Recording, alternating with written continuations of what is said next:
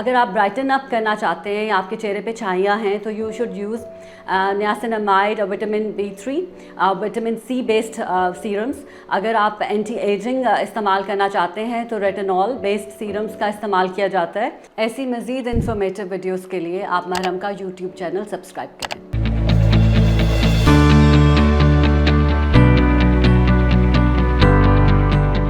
अस्सलाम वालेकुम, मेरा नाम डॉक्टर समरीन रफ़ी है। मैं कंसल्टेंट डर्मेटोलॉजिस्ट हूँ और आज मैं आपसे एक बहुत अहम मौजू पे बात करूँगी, best night time skin care routine in for every skin type and budget.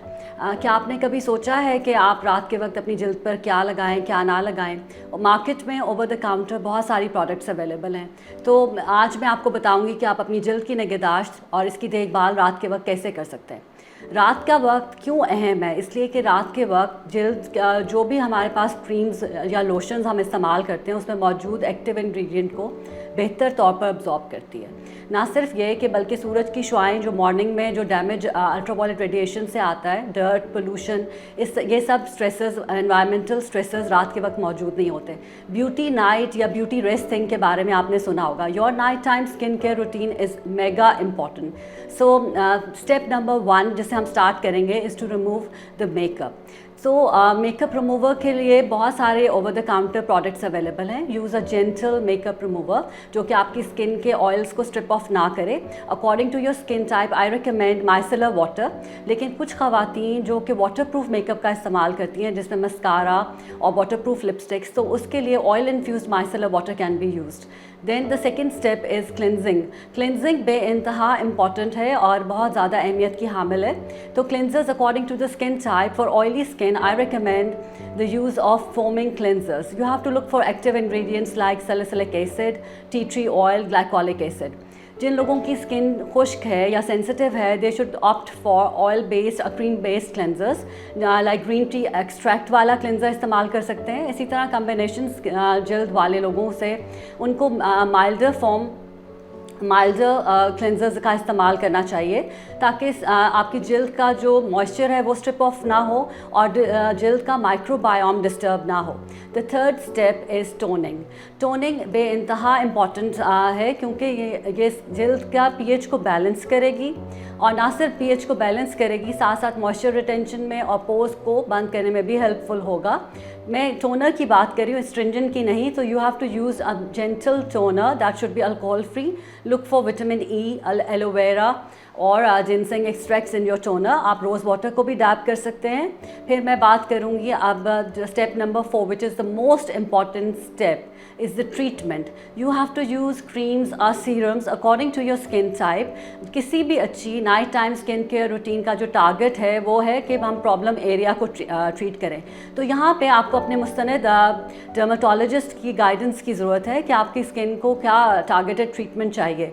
अगर आप ब्राइटन अप करना चाहते हैं या आपके चेहरे पे छाइयाँ हैं तो यू शुड यूज़ नियासिनामाइड और vitamin B3, vitamin C based serums. अगर आप एंटी एजिंग इस्तेमाल करना चाहते हैं तो रेटिनॉल बेस्ड सीरम्स का इस्तेमाल किया जाता है। Retinol is a vitamin A derivative.